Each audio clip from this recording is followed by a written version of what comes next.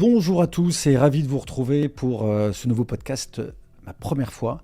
Un podcast créé et animé par RH Performance. RH Performance, une entreprise qui vous accompagne sur beaucoup de sujets. Le recrutement, la formation, le coaching, les séminaires et team building et l'outplacement. Chaque mois, j'ai le plaisir de recevoir un entrepreneur qui vient nous partager un moment de vie, un moment fort d'entrepreneur. Et aujourd'hui, j'ai le plaisir de recevoir Jérôme Rélinger. Bonjour Jérôme. Bonjour Hervé. Ravi de te recevoir. Avant d'en savoir un petit peu plus sur toi, tu connais les règles parce que tu es un abonné et un fidèle de nos podcasts ma première fois. Nous offrons toujours un joker. L'idée du joker, c'est quoi? Si à l'une des questions, tu ne souhaitais pas y répondre, tu peux utiliser ce joker. Est-ce que tu souhaites garder ce joker? Tu as fait référence à une fameuse émission lors de podcast des 20 ans. Je vais faire pareil. J'utilise tout de suite, comme ça on passe à autre chose. J'adore. Génial. Alors, qui est Jérôme Rélinger? Alors, je vais laisser Jérôme dans quelques instants parler de son parcours professionnel. Avant tout, je vais plutôt vous parler de l'homme que j'ai eu le plaisir de rencontrer il y a de nombreuses années. Nous avons beau être deux jeunes garçons. On s'est rencontrés sur les bancs de l'école et on s'est suivis pendant de très nombreuses années. À la fois quand nous étions salariés, quand nous étions entrepreneurs, quand on s'est lancé, on a créé de grands moments de vie. Et j'ai le plaisir régulièrement de voir Jérôme dans des vies associatives et professionnelles. En tout cas, quelqu'un que j'apprécie beaucoup. Jérôme, ravi de te recevoir. Si tu devais voilà, je vais peut-être dire les choses autrement. Qu'est-ce que tu as envie de rajouter sur cette présentation et peut-être aussi profiter que tu aies le micro pour nous parler de toi? Si en 3-4 minutes tu devais nous parler de nous, parler de toi, tu nous dirais quoi, Jérôme? 3-4 minutes sur ce sujet. J'ai 52 ans. Oui. Je suis marié à Sabine, qui est un être cher dans ma vie. On a 4 enfants à 2 et je dirige une entreprise qui s'appelle M comme Mutuelle depuis une dizaine d'années maintenant. Après être passé par des champs aussi divers que la formation, que la grande distribution spécialisée, les hommes verts, Leroy Merlin, on les connaît bien dans la région, par les cabinets parlementaires aussi, puisque je travaille pour un parlementaire de la région, puis les groupes de protection sociale, et puis enfin une première direction générale de Mutuelle en 2009, et puis la séquence qui fait que je dirige aujourd'hui M comme Mutuelle 2013-2014. Merci Jérôme. Alors, pourquoi j'ai fait venir Jérôme? Pourquoi je lui ai demandé de venir prendre la parole? Tout simplement, c'est dans ton parcours, Jérôme, il y a un moment extrêmement fort qui m'a marqué. Et c'est un mot que tu avais employé à l'époque quand tu me l'avais présenté. Il y a le mot tempête, il y a le mot recréation, il y a le mot désarrimage, on dit. Désarrimage, pardon, je l'ai pas mis dans le bon ordre. C'est un moment de ta carrière, on se voyait déjà à l'époque où tu as fait pivoter une entreprise, tu l'as fait prendre une nouvelle orientation qui est assez incroyable. Est-ce que tu veux bien nous redonner le contexte de cette époque? Tu faisais quoi et où? Et puis, qu'est-ce qui, petit à petit, t'a amené à prendre une décision de l'extérieur qu'on pourrait trouver comme radicale et qui a enclenché toute une série de changements, de transformations, etc. Alors, je sais qu'on démarre jamais une histoire en disant « il était une fois », mais grosso modo, en 2012, je dirige une entreprise qui s'appelle Radiance Nord-Pas-de-Calais, qui est dans un groupe de protection sociale, et par un jeu de rapprochement et de fusion, on est amené, Radiance Nord-Pas-de-Calais, à fusionner avec 2 autres mutuelles et de prendre place dans ce groupe de protection sociale qui se constituait en 2013. Donc on peut dire qu'à ce moment-là, pour nos auditeurs, c'est que la mutuelle que tu diriges est amené à fusionner, à se rapprocher avec 2 autres mutuelles. Donc c'est un regroupement de mutuelles, on peut dire ça? C'est un regroupement de mutuelles, comme ça arrive avec des tas d'entreprises. On est sur un 12-24 ans, on transfère les collaborateurs et l'ensemble de la structure pèse environ 300 collaborateurs qui sont transférés dans ce groupe. Le contexte, il est comment? C'est un contexte amical, ce rapprochement? Est-ce que c'est, je ne vais pas dire une OPA parce que c'est pas le sujet, mais c'est quoi le contexte de ce rapprochement? Le contexte, il est professionnel et de confiance. Amical, le terme n'a pas forcément sa place, oui. Mais en tout cas, il est cohérent, professionnel et en confiance. Ok. Donc j'ai envie de dire, tout se passe bien, le contexte est porteur pour qu'il y ait ce rapprochement. Ouais, exactement. Tout se passe bien jusqu'à... Donc le rapprochement se fait au 31 décembre 2012. Ouais. Et en février-mars, les premiers budgets de fonctionnement qui tombent pour notre structure sont, je crois, c'était 33% supérieurs au coût de fonctionnement qu'on avait préalablement. Alors même si on a beaucoup tendance à dire que le monde de la mutualité et le monde de l'assurance vit confortablement, on n'était absolument pas capable de supporter ce niveau de charge. Et du coup, ça nous a fait réagir. Donc l'élément déclencheur, c'est que vous découvrez effectivement que certes, il y a une volonté de se marier, mais que vous découvrez que les charges sont loin de ce qu'on vous avait présenté. Bah, disons qu'on pensait mutualiser des frais et en fait on s'aperçoit qu'on est là pour payer la dot. Ouais, ok. Ouais. Et ça crée tout de suite une réaction, d'abord de gouvernance, c'est-à-dire qui consiste à dire au groupe qui nous accueille que on n'est pas totalement d'accord avec cette façon de fonctionner et que surtout la logique économique ne nous convient pas parce qu'elle va à l'encontre des intérêts de nos clients. Et après une série de négos qui ne portent pas leurs fruits, la gouvernance de la mutuelle, on est dirigé par nos clients. On décide de désarrimer la mutuelle du groupe et donc de reprendre notre indépendance. Donc ça veut dire quoi? C'est que dans un processus, j'imagine, assez avancé, vous dites, on ne se marie pas. En fait, vous cassez des fiançailles, on peut dire ça? On casse le mariage. Le mariage oui. a été fait et je dirais consommé compte tenu du niveau de charge qui nous est proposé. Mais les collaborateurs sont transférés, donc on redéfait ce qu'on avait construit. Qui décide, à un moment ou à un autre, de se dire, on casse le mariage? Toi, tu es DG. La décision, elle est portée par qui à ce moment-là? Alors, la décision, elle est construite par le président et le DG. Oui. On a vérifié sa faisabilité, on a vérifié là où on pouvait aller. Et l'organe de décision, c'est l'Assemblée générale de EMCO Mutuelle, qui ne s'appelait pas EMCO Mutuelle à l'époque. Mais c'est donc les représentants des clients qui disent oui, c'est une bonne décision. Et de mémoire, on avait 130 délégués et on a eu une majorité à 127 délégués sur les 130 qui ont dit si, on s'en va, on reprend notre indépendance. Ouais. Donc la décision est prise entre vous, c'est-à-dire les clients, les délégués, etc. Comment se passe ce rendez-vous quand tu vas annoncer à l'ancienne mariée ou à la mariée du moment qu'on part? Alors, techniquement, l'ancienne mariée, elle l'a su avant, puisqu'on avait manifesté notre mécontentement.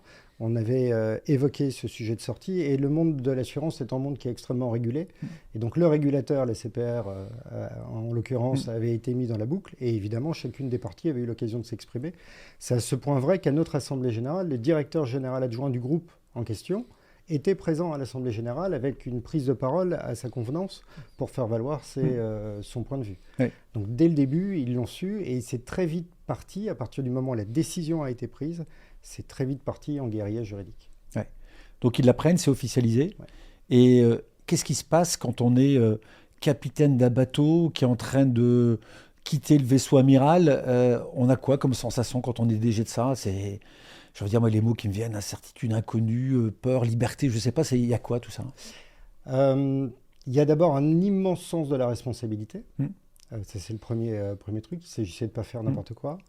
Il y a l'impression d'être en face d'une montagne, parce qu'on est en mai 2013, l'indépendance est prévue pour le 1er janvier 2014, et donc on a quelques mois pour mener 3600 lignes de projet, dont certains dans le monde traditionnel ou classique de chaque entreprise va durer 24-36 mois.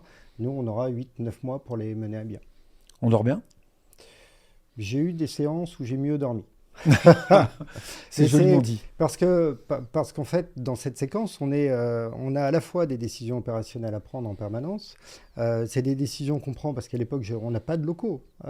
Donc, j'ai une série de collaborateurs qui travaillent dans la salle de jeu de mes enfants. J'ai pris pendant 6 mois mon petit déjeuner avec des collaborateurs et mon épouse. Après 6 mois, quand on a eu des locaux, il a fallu leur dire, comme à des enfants, il est temps maintenant de reprendre votre indépendance. Ouais. On a eu toute une série donc, de décisions à prendre, des collaborateurs qui étaient dans la salle de jeu des enfants, des clients qu'il s'agissait de rassurer, des partenaires qu'il s'agissait de rassurer.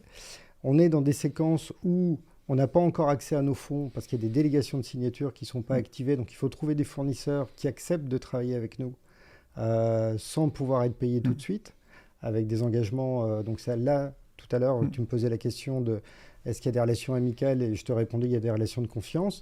Ben, j'ai aussi des relations de confiance qui sont devenues des relations amicales parce qu'il y a des gens qui ont répondu présent à ce moment-là.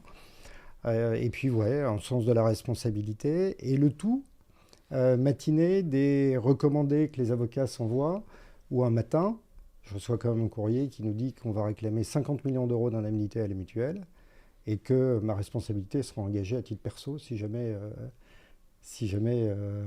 ça devait être le cas. J'ai une première question.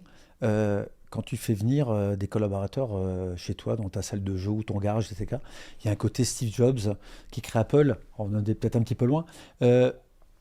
Comment tes collaborateurs ont vécu ce moment où il n'y a plus de bureau, on vient travailler chez le boss, on est dans un entre-deux et en même temps, comment ils vivent ça? Il y a eu un côté pionnier. Oui. J'ai encore des images, des vidéos. Il y a de nombreux collaborateurs de cette époque dont un grand nombre sont devenus entrepreneurs par la suite. Euh, qui me rappellent, et quand on se retrouve régulièrement, on a fêté les 10 ans de cette épopée-là il n'y a pas longtemps, qui rappelle la dimension enthousiaste. J'ai un exemple qui est assez caractéristique, c'est quand on a pris le premier bâtiment qui était Boulevard de la Liberté. On a travaillé avec un archi très rapidement pour organiser des box et des bureaux. Et encore aujourd'hui, l'archi me dit, c'est la première fois que je fais une remise des clés de cette façon, puisque pièce par pièce, au fur et à mesure qu'elles étaient validées, il y a quelqu'un qui arrivait avec son propre PC, avec son imprimante quand il y avait besoin d'une imprimante, et qui l'installait tout seul et qui se mettait à bosser, quoi. Et dans le monde un peu consulaire que peut être le monde de l'assurance, de voir cette démarche qui est totalement entrepreneuriale, j'ai des photos et des images où on est sur des tréteaux façon Ikea, on a vraiment participé à déplacer le plus efficacement possible cette entreprise. Ouais. Est-ce que ce contexte n'a pas libéré chez toi, chez tes collaborateurs, des sensations de liberté, d'audace, de se dire qu'à un moment ou à un autre, je ne sais pas si tout est possible, mais en tout cas que beaucoup est possible? Quand on me repose la question aujourd'hui, je me rappelle d'avoir croisé quelques confrères à qui je présentais le projet avec plein d'enthousiasme et qui me regardaient l'air très dubitatif en me disant pop, pop, pop, pop, est-ce que tu as un plan B quand même?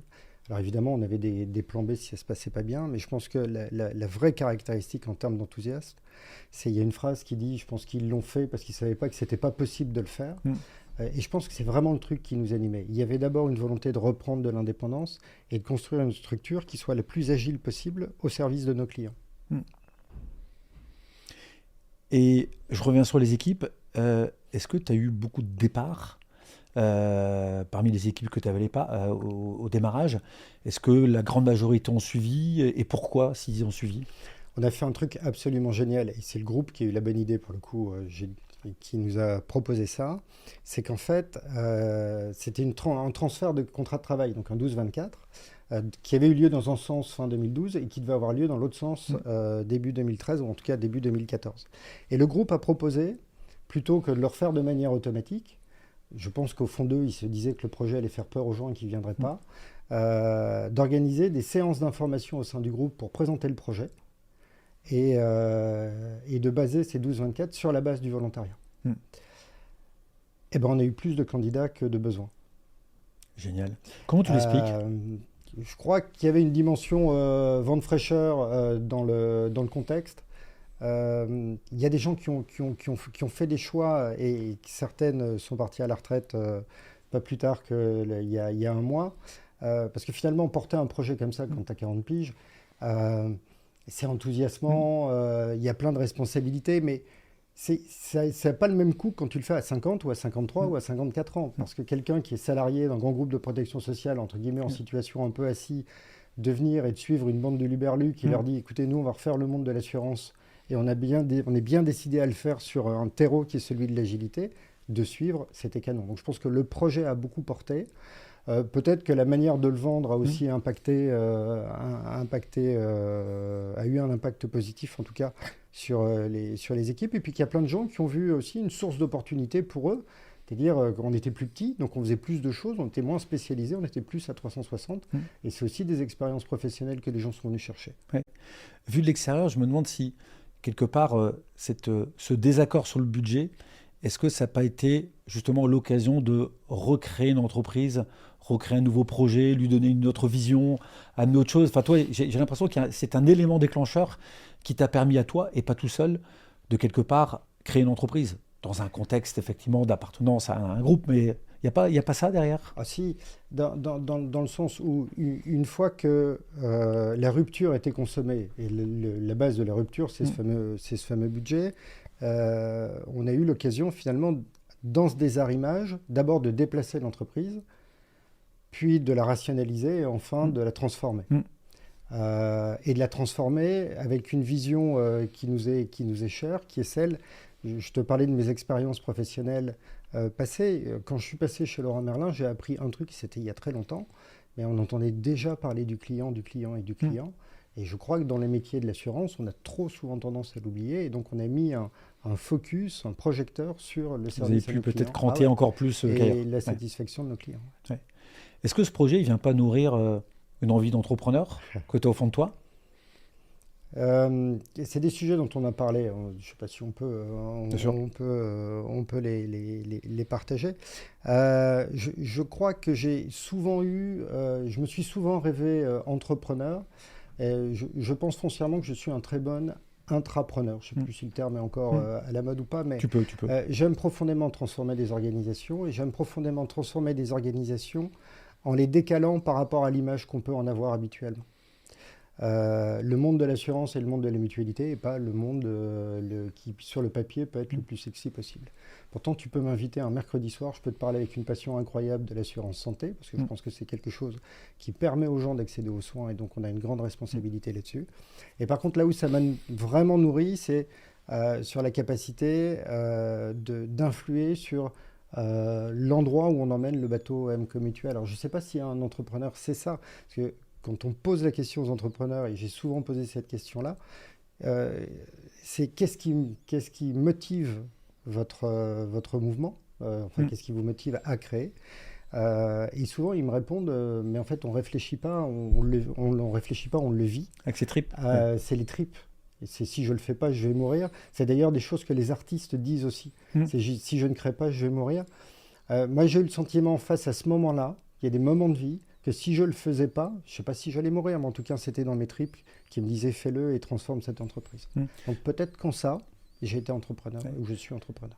Une question qui, on n'aura jamais la réponse officiellement. Si ça avait été ton argent, tu aurais pris les mêmes décisions? Ça a été mon argent, est-ce que j'aurais pris les mêmes décisions? Oui. Oui, parce que pour le coup, on en revient au fait générateur. J'aurais vu filer mon argent un après l'autre. Je t'ai parlé de sens de responsabilité. C'est un élément qui est très très important dans mon quotidien. Et qui fait d'ailleurs que je pense être un patron exigeant. Parce que précisément, ce sont ni mes capitaux, ni mon risque. Et donc, je me dois, vis-à-vis des propriétaires du capital de l'entreprise, qui sont la somme des clients MCO Mutuel, on n'a pas d'actionnaire, je me dois d'être exemplaire sur leur utilisation et leur rationalisation. Je reviens, tout à l'heure, tu parlais de ce courrier que tu as reçu où on te demandait, je ne sais pas si on te le demandait, mais 50 millions d'euros. On menaçait de me les demander. Quand tu reçois ce recommandé, ça fait quoi émotionnellement? Alors, comme je suis un combattant, quand je le reçois, ça fait un uppercut un peu au niveau de... Parce que généralement, il faut avoir en tête que dans des chantiers comme ça, le courrier vous arrive d'abord sous forme mail, le vendredi soir, et ça vous dit, voilà le recommandé qu'on met au courrier aujourd'hui. Alors à l'époque, on lit le truc en se disant c'est une tactique pour en plus nous déstabiliser. Et la réalité, c'est que dans le week-end, nous, on avait répondu, on avait renvoyé la réponse en faisant travailler nos équipes et les avocats le week-end. Et donc le lundi, le groupe recevait la réponse et lui-même avait un délai de réaction un peu plus long, donc nous répondait le vendredi soir. Mais quand on reçoit ça, en fait, on le traite par l'action. Donc on n'a pas le temps de stresser, on n'a pas le temps de somatiser le truc. Maintenant, c'est vrai que tu me posais la question de est-ce que j'ai bien dormi à ces moments-là. Ça n'a pas été. Tu as connu des meilleures nuits. J'ai connu une meilleure nuit. Ouais. Tout à l'heure, tu employais des mots de transformation, de rationalisation. Comment on fait pour, je ne sais pas si c'est faire changer, mais transformer, faire bouger le mindset des collaborateurs? En fait, en t'écoutant, tu m'expliquais que tu avais tes collaborateurs qui bossaient le week-end, qui bossaient le soir. Est-ce qu'ils le font encore aujourd'hui? Est-ce qu'on n'avait pas une bande de guerriers, je vais pas dire de guerriers à l'époque qui étaient prêts à tout pour sauver et gagner le match? Est-ce que vous avez réussi à garder cet état d'esprit? Alors, non. Non sur la dimension travail le week-end, etc. Maintenant, quand il faut être sur le pont les week-ends, j'ai l'équipe qui m'est la plus proche, l'équipe de direction qui est parfaitement capable d'être sur le pont. Je crois qu'il y avait un élément à cette époque qui était clé et qu'on a réutilisé d'ailleurs par la suite pour transformer l'entreprise. C'est la fameuse phrase qui dit on se transforme vraiment que si on est convaincu que si on ne le fait pas, on va mourir. Et là, nous, on avait une échéance, c'était le 2 janvier 2014. Il faudra vérifier, mais je pense que c'était vraiment le 2 et pas le 1er. Oui, c'était le 2, forcément. Où il fallait que l'entreprise démarre. Parce que le 2 janvier 2014, on tournait les boutons. Et il fallait accueillir, servir, rembourser nos clients. Donc il n'y avait pas d'autre choix que de le faire. Une question, on est capitaine, on est responsable de la tempête qu'on a créée. C'est quoi la bonne posture d'un capitaine dans ces cas-là? Alors, j'ai l'impression d'être syndicaliste quand je dis ça, mais ce n'est Ouais. pas nous qui avons créé la tempête. On a Ouais. réagi à la tempête qui nous Oui. était proposée. Maintenant, il y a une espèce de soubresaut, en fait, Mm. il y a un truc de dingue qui se met en route.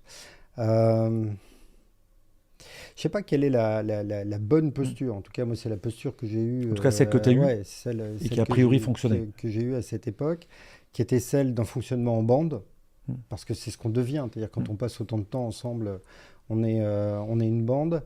Celle d'accepter le droit à l'erreur, parce que pendant 9 mois, on a pris, je sais pas, 5-10 décisions par jour.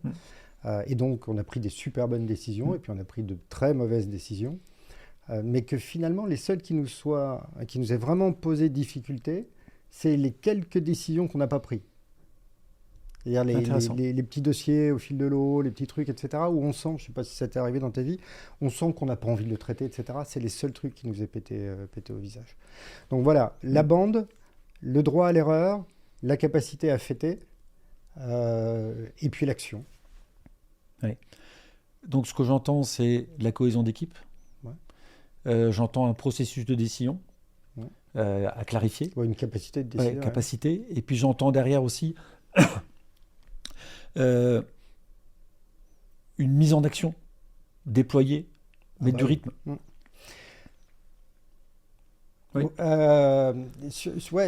Sur la mise, sur la mise en action, elle est de toute façon indispensable. Oui. C'est-à-dire qu'il peut y avoir un peu de temps. Il y avait forcément du temps de débat, d'échange, de quelle était la meilleure des positions, etc. Mais le premier sujet, c'était de faire.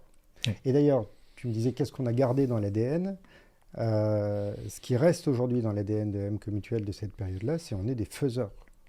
On prend du temps de réflexion, on prend du temps stratégique, etc. Mais la vraie conviction, c'est si tu veux transformer, il faut faire, il faut travailler, il faut faire des efforts et il faut agir. Tu gardes quoi de cette époque? Parce que c'est quoi? C'est il y a 10 ans. Ouais. C'est quoi les sensations, les émotions, les souvenirs que tu as de cette période de transformation qui a duré quoi? Quelques années quand même? On a eu 3 séquences depuis la sortie. On a eu la séquence 2014, 2016, 2017, qui a été finalement le déplacement de l'entreprise et sa stabilisation.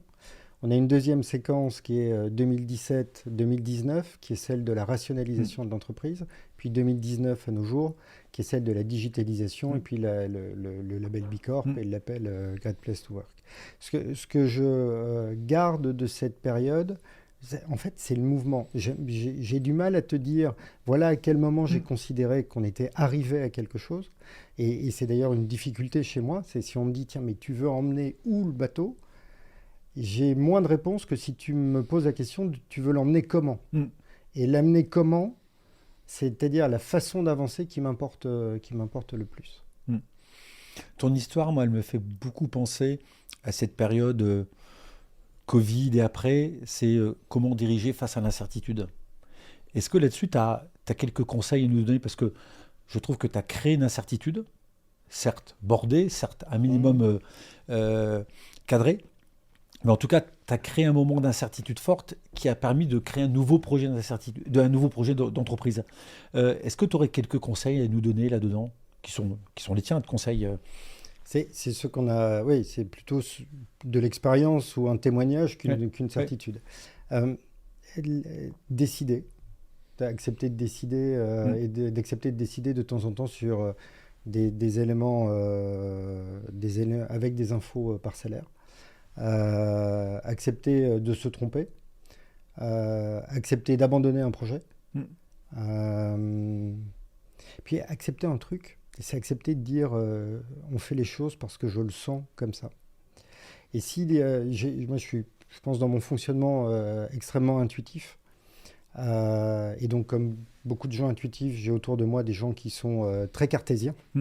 Et pendant des années, j'ai managé en espérant être aussi cartésien qu'eux. Et quand vous essayez de rendre rationnel une intuition, et que vous avez en face quelqu'un de cartésien, il vous défonce instantanément. Et je me suis aperçu que à condition évidemment de ne pas dire et faire n'importe quoi. Et que si j'étais capable d'expliquer aux équipes, on va le faire comme ça parce que je le sens comme ça, ceux qui me reconnaissaient comme un intuitif me disaient ok, d'accord. Et donc voilà, donc c'est décider, corriger, accepter de faire machine arrière et puis faire confiance à son intuition. Est-ce que dans cette histoire, dans ce contexte d'incertitude, ce que j'entends beaucoup, c'est le droit à l'erreur, accepter qu'on s'est trompé, changer des vies? Est-ce que c'est pas une permission, une protection qu'on devrait se donner peut-être plus souvent?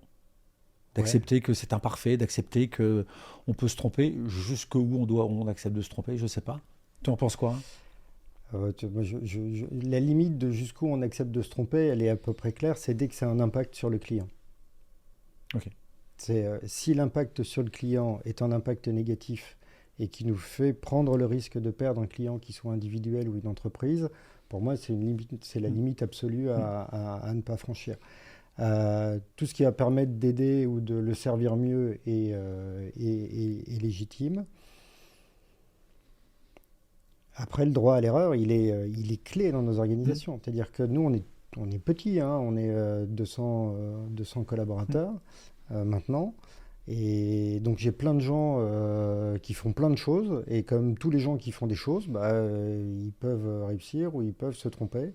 Et si à un moment, on n'est pas capable de leur donner cette autorisation, moi le premier, on prend le risque d'annihiler toute capacité d'action. Sur ce concept de droit à l'erreur, on l'entend parfois en entreprise, peut-être pas assez. Est-ce que le plus difficile, c'est pas de le faire comprendre, de le faire adhérer, que les gens acceptent de se tromper? Et que nous, les dirigeants, on va dire oui, vous avez le droit à l'erreur, mais qu'en fait, nos collaborateurs n'acceptent pas de se tromper ou n'acceptent pas cette notion? Tu en penses quoi? Il peut y avoir aussi une autre lecture. C'est-à-dire, je peux ne pas accepter de me tromper, mais je peux aussi avoir peur de me tromper. C'est-à-dire, pour peu qu'on soit dans un contexte d'entreprise sur lesquels, quand il y a des erreurs à répétition qui sont réalisées, dans ces cas-là, on se sépare d'un collaborateur, puisqu'une erreur à répétition, c'est plus une erreur, ça devient un dysfonctionnement professionnel. Il peut toujours y avoir une lecture de ceux qui observent, tiens, telle personne a quitté l'entreprise, ça signifie qu'il a fait une erreur et c'est pour ça qu'il quitte l'entreprise.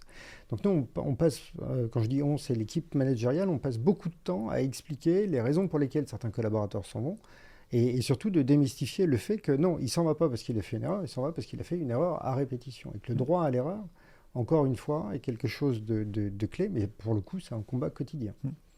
Je vais passer complètement du coq à l'âne. On fait un voyage dans le temps, on est en 2013. Je ne sais pas si chez toi on appelle ça un CODIR ou un COMEX, le comité de direction. Tu as encore combien de personnes de cette époque-là au sein de tes effectifs? Il reste Olivier, qui est DRH et qui était DRH adjoint à l'époque.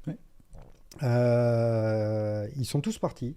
Okay. Ils sont tous partis. On est en contact avec chacun. Dans les séquences de vie, je t'ai expliqué qu'on a eu un premier mouvement qui était celui de déplacer l'entreprise et puis ensuite il a fallu transformer l'entreprise.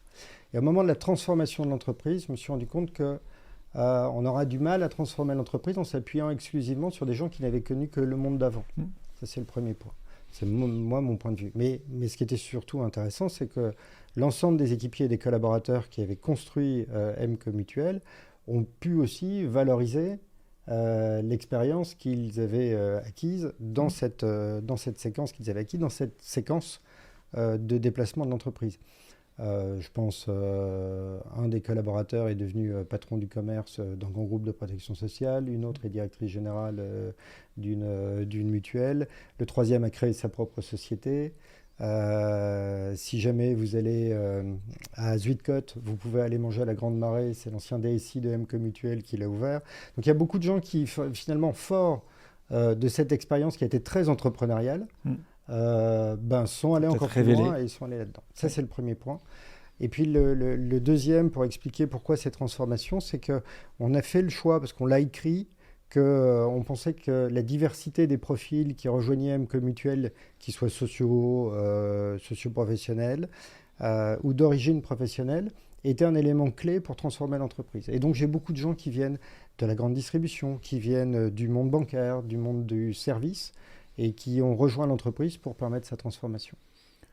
Est-ce que tu ne dis pas quelque part qu'on a en entreprise des profils qui sont adaptés à certains cycles, peut-être moins à d'autres, et qui fait que tu as peut-être perdu des collaborateurs et tu les as remplacés en te disant bah, tiens, c'est un nouveau cycle, une nouvelle phase, et peut-être que des gens qui viennent avec un autre mindset seront les bonnes personnes?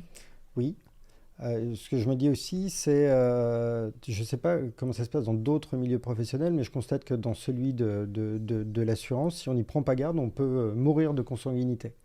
On est plein de profils à être passés par tel assureur, tel assureur, tel assureur, tel assureur.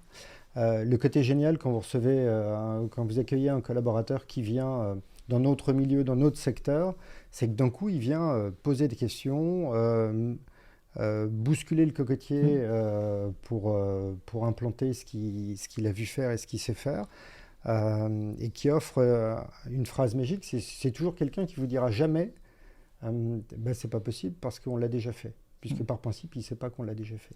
Et ça, c'est d'une richesse sans nom, à tel point que dans le parcours d'intégration, dans le rapport d'étonnement, on demande à chaque collaborateur, c'est tiens, qu'est-ce que vous avez vu faire dans vos précédentes entreprises que vous ne voyez pas faire chez MCO Mutuel et pour lequel vous vous dites, tiens, ce serait bien que ce soit fait.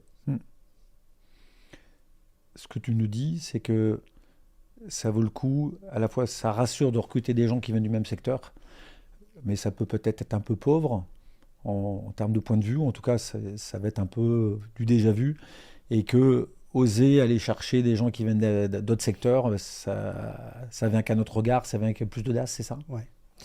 Je dis souvent, dans nos métiers, il n'y a rien qui résiste à du travail et du jus de cerveau. Quand je dis dans nos métiers, je parle du métier d'assureur chez MCO Mutuel. Et fort de ce principe-là, j'ai toujours plutôt cherché des profils, et chercher des profils qui avaient un sens client très développé. Donc c'est plutôt j'ai pas mal de gens qui viennent du secteur de la distribution dans l'équipe, parce que c'est extrêmement précieux, quoi.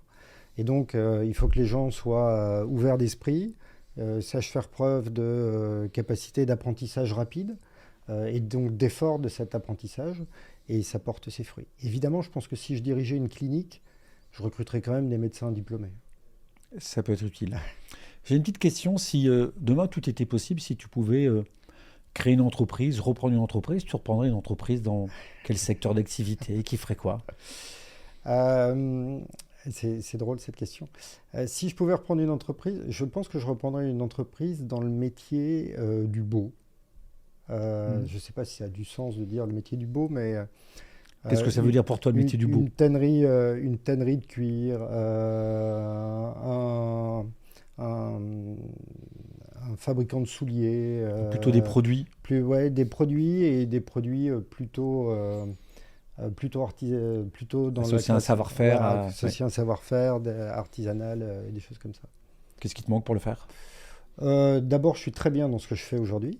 C'est un point qui est important, parce que en plus de cette activité, j'ai avec ma gouvernance convenu de la possibilité que je puisse m'engager dans d'autres secteurs, c'est-à-dire que cet intérêt qu'il y a de faire entrer et de saupoudrer l'ADN de MCO Mutuel avec des génomes qui viennent d'ailleurs, moi j'en bénéficie aussi, parce que j'ai la chance de faire partie de quelques gouvernances de board ou d'événements associatifs où je vais apprendre d'autres choses.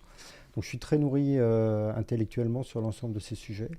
Et puis peut-être que ça viendra un jour, mais pour le moment, pour répondre à la question de qu'est-ce qui m'empêche de le faire, c'est j'en ai pas l'envie, parce que je me sens très bien là où je suis aujourd'hui. Je profite, comme il n'y a pas de joker, tu as bien raison, vas-y. Sur le filon. On arrive tout doucement au terme de ce podcast. Qu'est-ce que tu retiens de cette tempête? Et puis, je vais tout de suite poser ma deuxième question. Si tu devais nous faire une image de ce qu'était MCO Mutuel au moment de sa recréation et de ce qu'est aujourd'hui MCO Mutuel 10 ans plus tard. Qu'est-ce que je retiens? Qu'est-ce que tu retiens de cette expérience? Et j'irais même derrière, si c'était à refaire, tu le refais de quelle manière? Si c'était à refaire, je le refais avec un peu plus d'appréhension. parce que je sais par où je suis passé. Je sais par où on est passé. C'est-à-dire, c'est vraiment la phrase de tout à l'heure, quoi. En même temps, c'est peut-être ce qui a mis un peu de folie et d'audace et de liberté. Ça a été incroyable. Ça a été une vraie partie de plaisir. J'ai démarré en me présentant en disant que j'étais marié et que j'avais une femme exceptionnelle. Ce que je retiens, c'est que ça n'aurait pas été possible sans elle. Parce que la mobilisation, et on parle, enfin, la mobilisation qu'a demandé ce projet-là, si tu n'as pas un partenaire de vie qui te soutient à 100%, tu ne le vis pas. Enfin, tu le réussis pas, tu n'es pas en succès.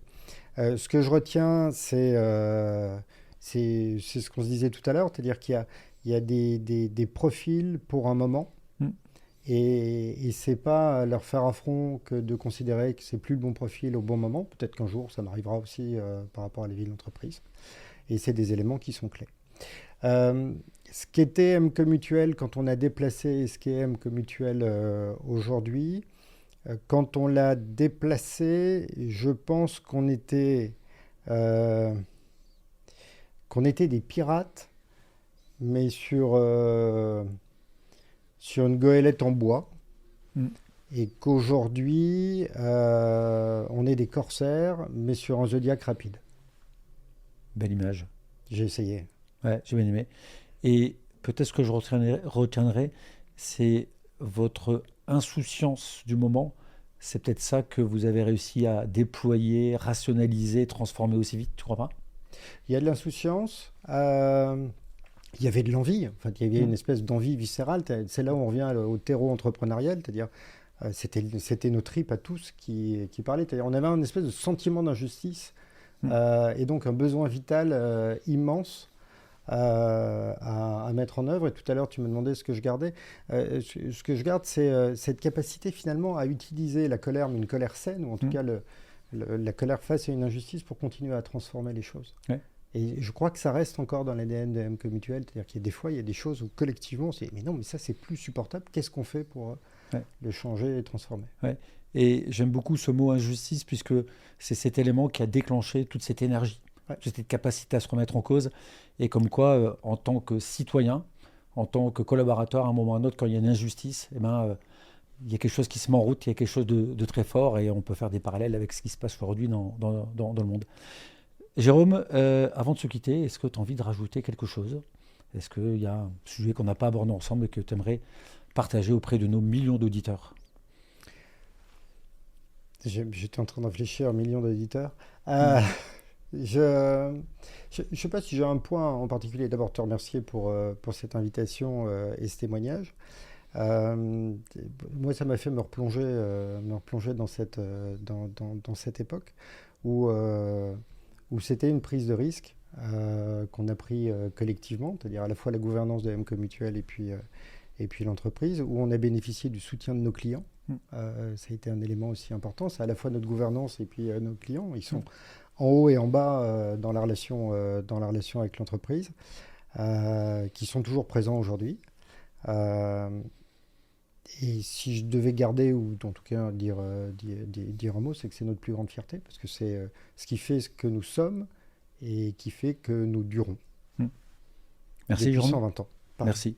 Merci Jérôme pour ce témoignage et cette association de comment on peut transformer une entreprise dans la tempête et reprendre la main sur son destin ou son expérience. Merci Jérôme, merci. À bientôt. Merci.